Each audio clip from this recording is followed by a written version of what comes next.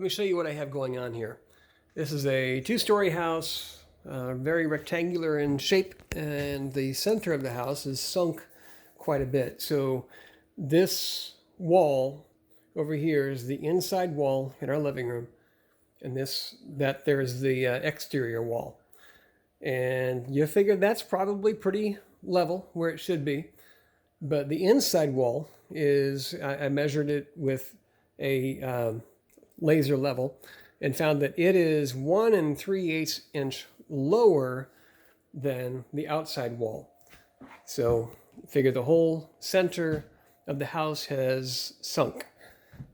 We've had foundation guys come out twice, and you can probably see down there they added screw jacks. So they added a couple of screw jacks, one here and one under our stairway. That's this wall here. On the other side of it is our stairway, and then we have a hallway over here. So this wall here too was sagging quite a lot. These wood floors are new. We just got those in last year.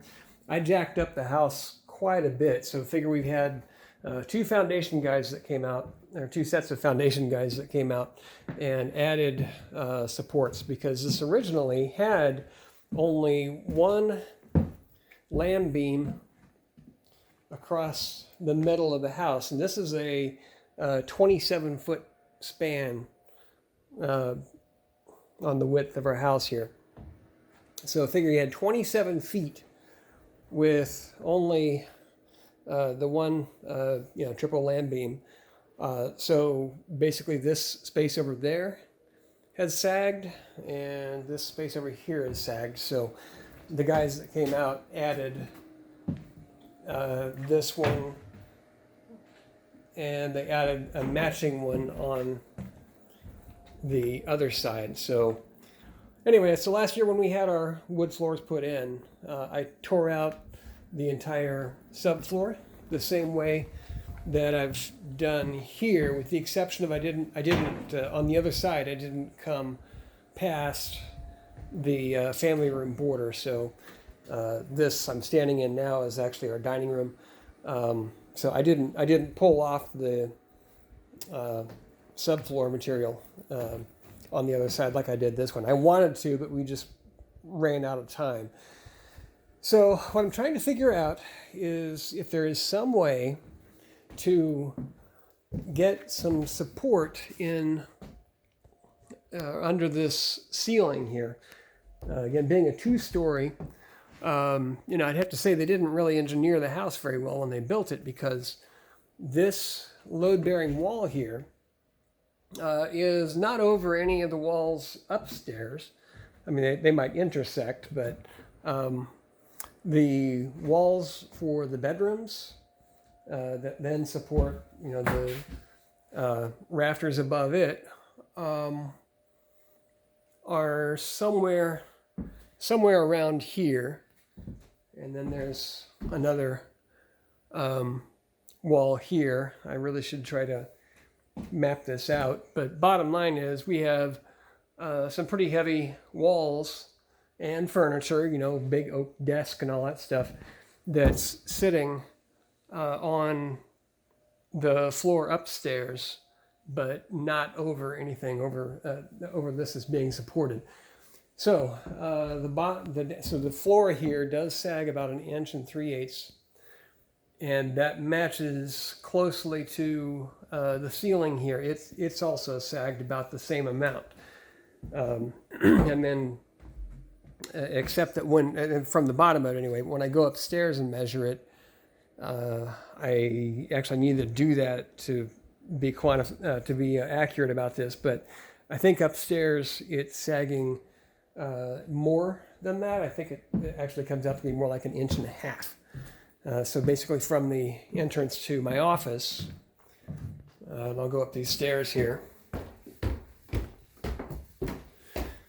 and you can see we have a hallway here, and there's this wall over here. The door doesn't even close because the hinge side of the door is lower than the latch side of the door, and so basically the latch doesn't even try to match up. It's got a nice trapezoid effect going on there. It's just not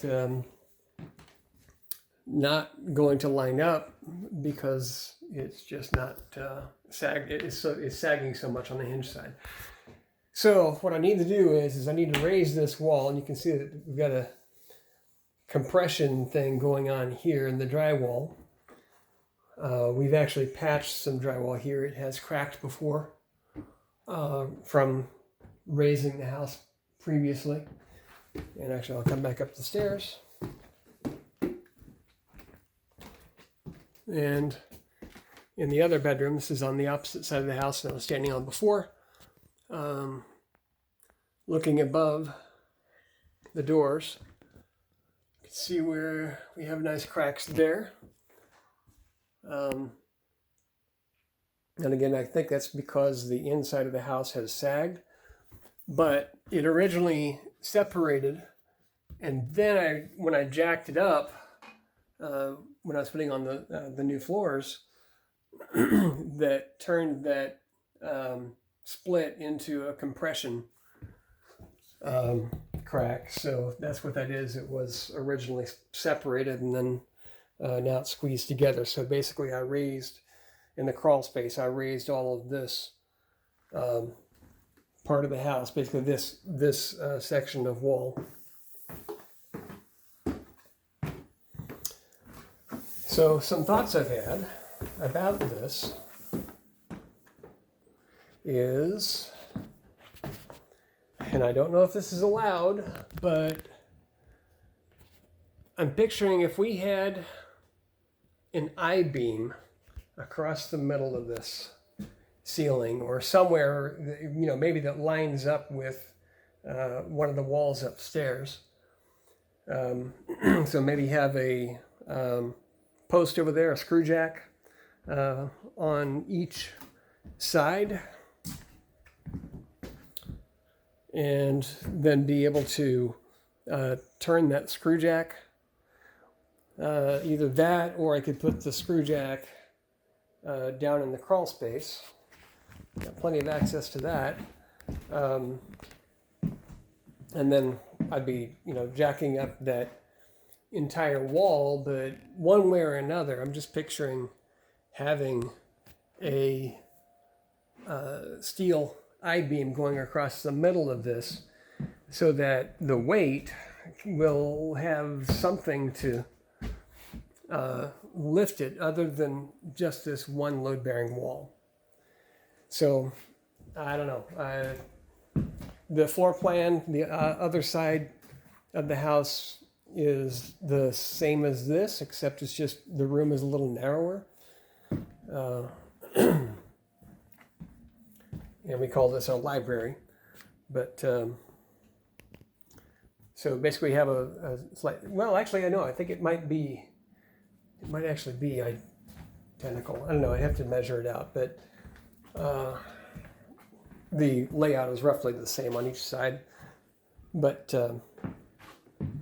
what I don't know is whether or not